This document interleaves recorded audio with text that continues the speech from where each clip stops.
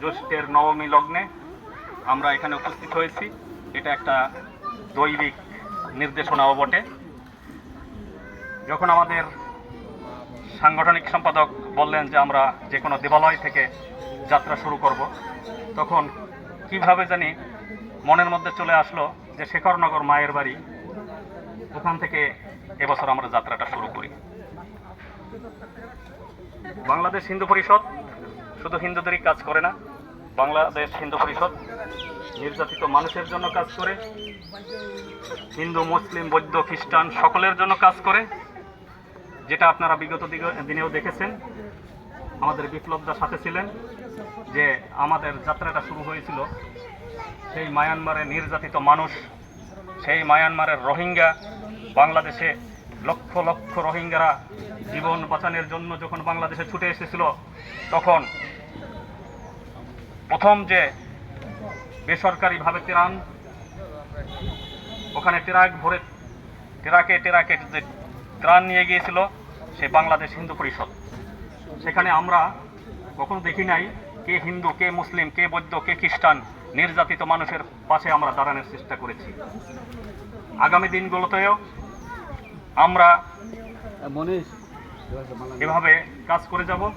এবং আজকে যে আমরা এই সংগঠিত হয়েছি, এটা শুধু দীপঙ্কর শিকদার দীপু মহোদয়ের একার পক্ষে সম্ভব নয়, ডাক্তার প্রীতিভূষণ চক্রবর্তীর ভট্টাচার্যের পক্ষে একার পক্ষে সম্ভব নয়, সুমন কুমার রায়ের একার পক্ষে সম্ভব নয়।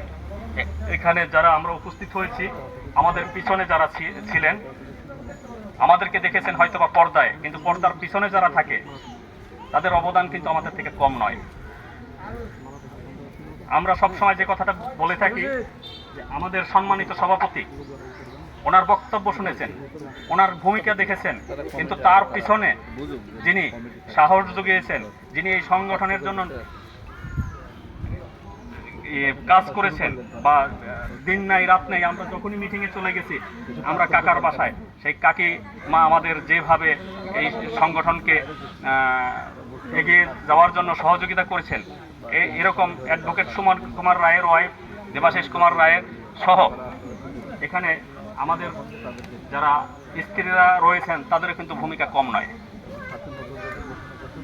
আমার একটি বিষয় সবচেয়ে ভালো লাগলো যে সকালবেলা আমি এসে দেখলাম এম.কে. ঘোষের সহধর্মিনী মালা জপ করছে। এরকম শুধু এম.কে. ঘোষের ধর্মিনী না, আমাদের প্রত্যেকের সহধর্মিনীকে এই শিক্ষাটা দিতে হবে যে প্রত্যেকে যেন আমরা ধর্মীয় শিক্ষায় এগিয়ে যেতে পারি এবং আমাদের সন্তানদেরকে যেন ধর্মীয় শিক্ষায় শিক্ষিত করতে পারি। আমরা কিন্তু ধর্মীয় শিক্ষায় পিছিয়ে আছি, যার কারণে আমাদের প্রতিনিয়ত একের পর এক অপ্রীতিকর ঘটনা ঘটে যাচ্ছে। এজন্য কিন্তু আমরাই দায়ী। অতএব গীতার আলো প্রতিটি ঘরে জ্বালাতে হবে, প্রতিটি ঘরে গীতা, বেদ, উপনিষদ, ধর্মীয় যে পাঠ্যপুস্তক, এগুলো সম্পর্কে প্রত্যেককে জ্ঞান অর্জন করতে হবে। আমরা হিন্দুরা আজকে বাংলাদেশ হিন্দু পরিষদ কোনো সংগঠনের বিরুদ্ধে নয়, কোনো জাতির বিরুদ্ধে নয়, বাংলাদেশ হিন্দু পরিষদ কোনো কারো বিরুদ্ধে নয়। বাংলাদেশ হিন্দু পরিষদ গঠিত হয়েছিল বাংলাদেশের যে নির্যাতিত মানুষের পাশে দাঁড়ানোর জন্য।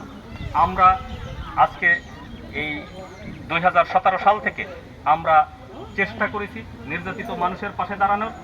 টেকনাফ থেকে তেঁতুলিয়া, যেখানে প্রতিনিয়ত advocate Suman Kumar Roy, advocate Basudeb Guha, advocate GL Bhowmik, advocate GL Mondal, advocate Durjoy বাবুসহ আমাদের যে অ্যাডভোকেটরা রয়েছেন, তারা কিন্তু প্রতিনিয়ত কোথাও না কোথাও এই বিপদগামী মানুষের পাশে দাঁড়িয়েছেন। এমনকি আমাদেরও প্রতিনিয়ত কোনো না কোনো থানায় ফোন দিতে হয়, নির্যাতিত মানুষের পাশে বা তাদের পক্ষে কথা বলতে হয়। আজকে বাংলাদেশ হিন্দু পরিষদে এখানে যারা এসেছেন, আমি তাদের প্রতি অনুরোধ করব যে শুধু আপনি একাই এই সংগঠনের নেতা হলে চলবে না, আপনি একাই এই সংগঠনের সদস্য হলে চলবে না, আপনাকে আরও 5 জনকে আনতে হবে।